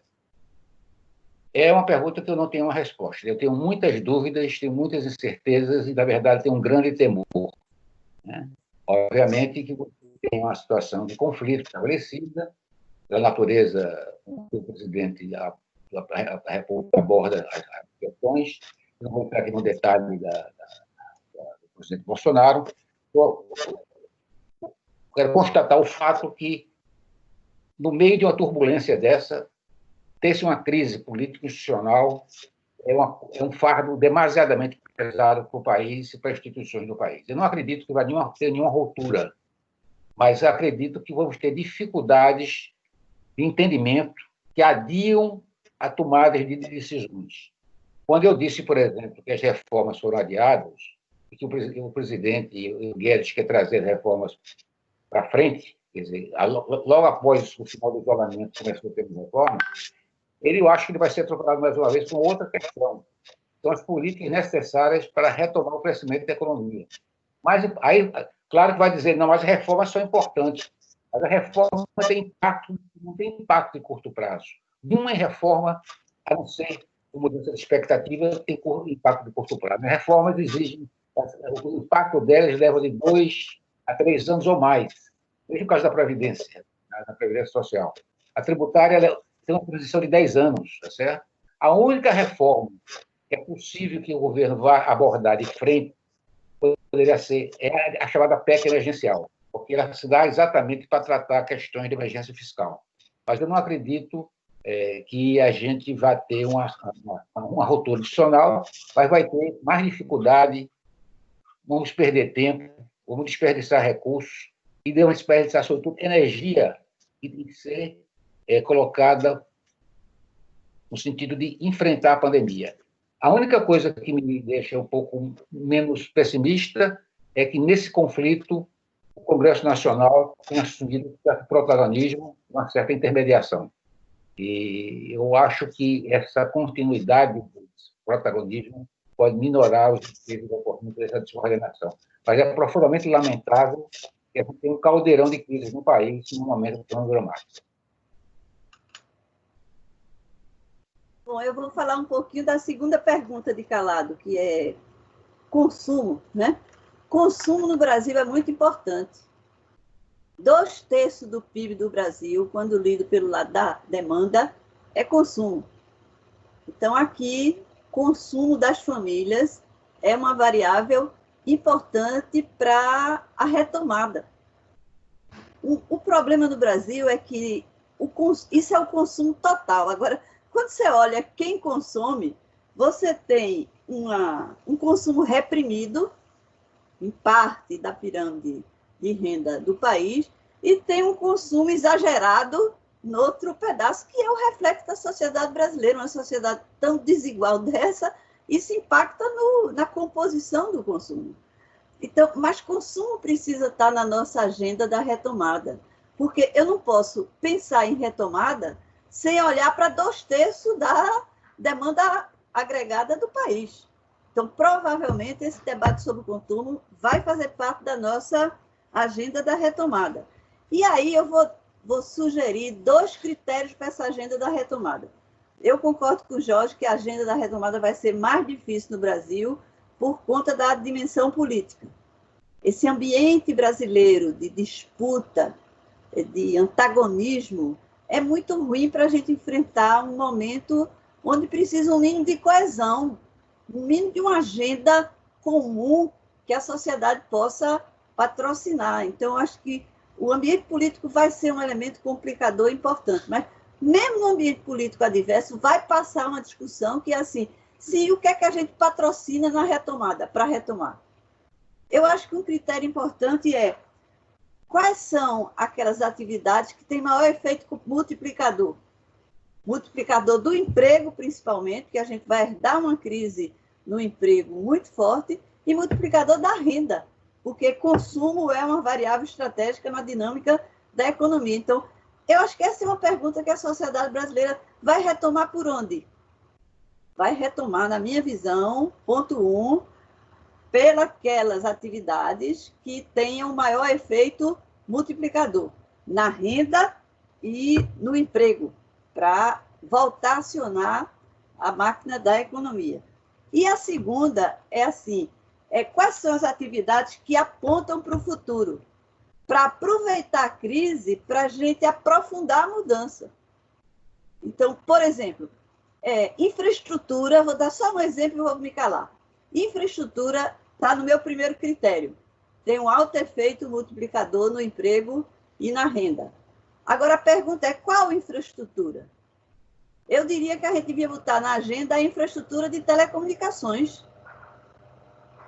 Porque uma ameaça que está surgindo na crise é que a passagem de um país como o Brasil para esse novo modelo de operação da economia pode deixar muita gente de fora da educação, por exemplo, porque o cara não tem computador, não tem uma internet boa em casa. Então, infraestrutura de telecomunicações é a agenda do século XXI e é uma agenda central na retomada. E é muito interessante que esse tipo de investimento no Nordeste, o Nordeste tem avançado nisso. Os governadores colocaram a infraestrutura de telecomunicações no primeiro item da agenda do Consórcio Nordeste. E quando a gente mergulha aí, o Nordeste está trabalhando os dois lados, a macroestrutura e a estrutura de difusão. E quem faz a estrutura de difusão no Nordeste é a pequena e média empresa. Os provedores de pequena escala têm tido um papel muito interessante nesse desafio que o Nordeste está. Vamos patrocinar eles? Vamos patrocinar uma expansão dos provedores de pequeno prazo, que são micro e pequenas empresas muito ativas, inovadoras, e que fazem esse serviço de reduzir o risco da gente ter uma sociedade moderna com um pedaço dela sem poder participar da sociedade digital no nosso país. Então, tem uma agenda muito interessante para a gente trabalhar pela frente, e, mais uma vez, a pequena e média empresa está nessa agenda. Ok, muito bem, obrigado, Tânia, obrigado, Jatobá. Aqui na sequência nós temos o Joaquim Castro, que está também inscrito, e um comentário do nosso conselheiro Celso, que quando Jatobá e Tânia tiverem novamente com a palavra, se puderem complementar, é alguma coisa relacionada à inflação, né, na medida em que a inflação está nesse patamar tão baixo, o conselheiro Renato Celso quer saber da perspectiva de fechamento da inflação para esse ano, para o próximo ano, e as repercussões disso. De alguma maneira já foi falado, mas se vocês puderem encaixar essa indagação aí do Renato, seria interessante. Bom, está contigo, Joaquim Castro. Eu gostaria de me dirigir ao professor Jorge. Quando ele falou aí do CAGED, parece que ele falou do CAGED de abril, e me chamou a atenção o dado com relação à quantidade de pessoas desempregadas até abril, de 700 mil pessoas. É um número alto, sem dúvida nenhuma, mas, na minha compreensão, parece que está abaixo da expectativa que se tinha, que parece que se falava em mais de 1 milhão aí. Eu gostaria que ele comentasse a respeito disso. Eu achei que me surpreendeu positivamente.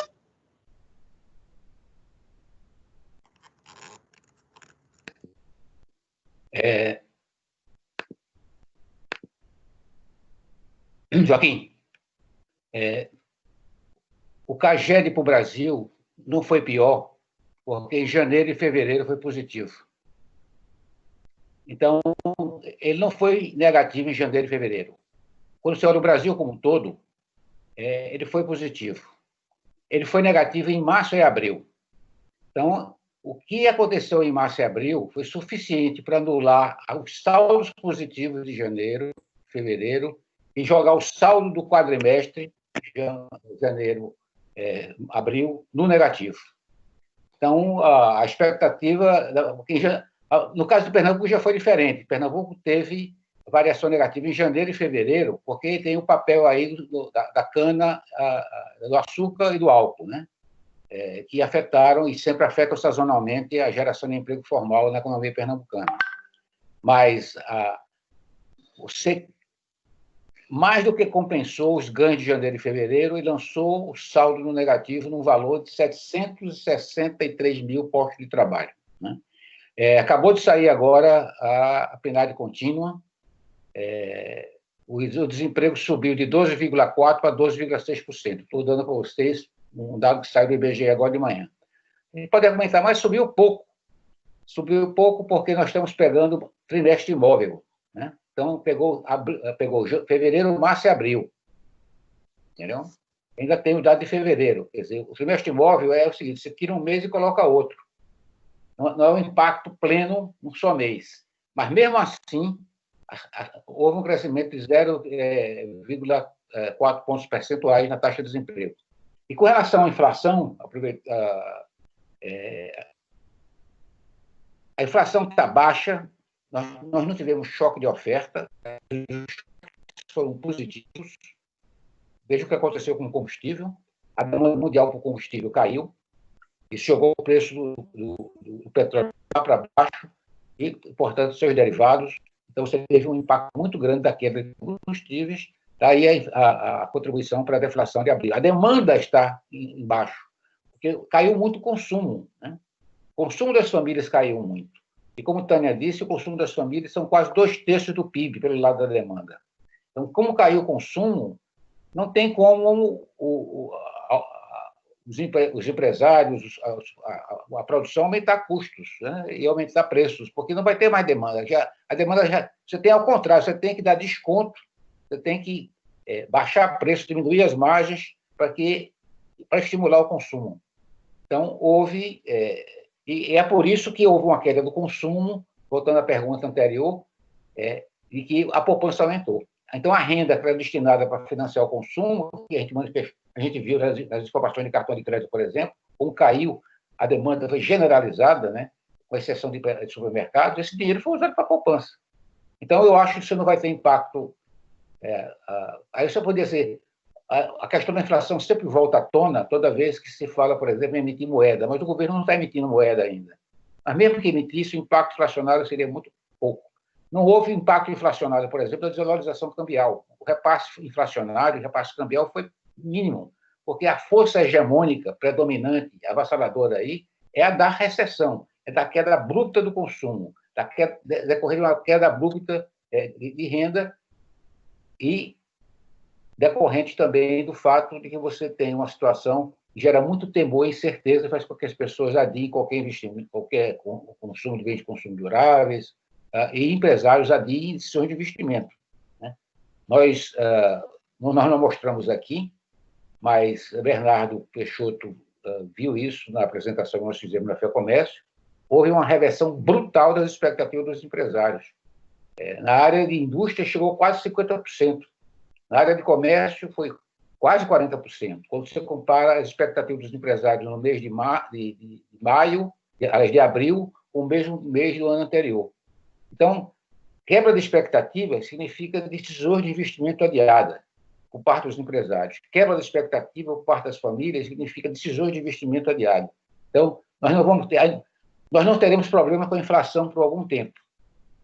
Nós vamos ter outro problema agora. O problema de retomar gradualmente o consumo para que as empresas voltem a produzir, comparado com o período pré-crise, e que, em decorrência do crescimento da produção, o emprego volte novamente a se dinamizar. Então, eu colocaria dessas duas formas a questão da inflação e a questão do CAGED. Amigo, muito bem.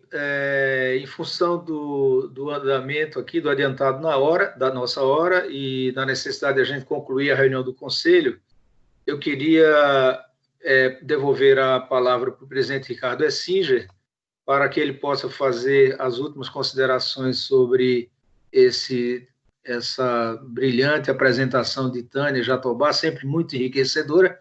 Em seguida, pedir ao presidente que retome as apresentações, convidando a nossa diretora Adriana e Roberta para fazerem um balanço da performance do nosso SEBRAE nesse quadrimestre.